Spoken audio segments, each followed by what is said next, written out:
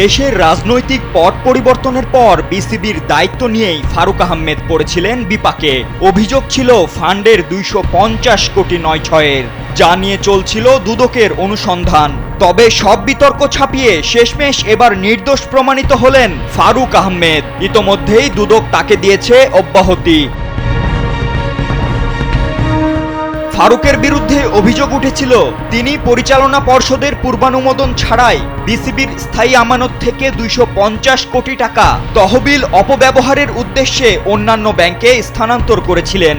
গত এপ্রিলে এমন অভিযোগ ওঠার পর বিব্রতকর অবস্থায় পড়েছিলেন সাবেক এই ক্রিকেটার। স্যান্ডেলিনা সো, রূপচর্চায় আভিজাত্য। পাশাপাশি তার বিরুদ্ধে স্বৈরাচারী সিদ্ধান্ত গ্রহণের অভিযোগও এনেছিলেন বিসিবির কিছু পরিচালক।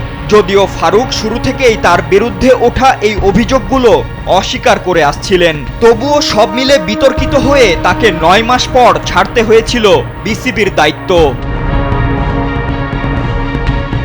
এমন পরিস্থিতিতে বিষয়টি তদন্তের জন্য দুদকের সহকারী পরিচালক রাজু আহমেদের নেতৃত্বে 3 সদস্যের একটি এনফোর্সমেন্ট টিম গঠন করা হয়। যেই টিম গত 17 মে বিসিবিতে গিয়ে নথিপত্র সংগ্রহের পাশাপাশি তদন্ত করেছিল, যার প্রতিবেদন জমা পড়ে গত 13 জুলাই। আর সেই প্রতিবেদন অনুযায়ী এবার নির্দোষ প্রমাণিত হয়েছেন ফারুক আহমেদ। সেই প্রতিবেদনে বলা হয়, ফারুক আহমেদের বিরুদ্ধে অভিযোগ প্রমাণিত হয়নি এবং তাকে সমস্ত অভিযোগ থেকে অব্যাহতি দেওয়া হলো। ফাতিন ইশরাক, কালবেলা।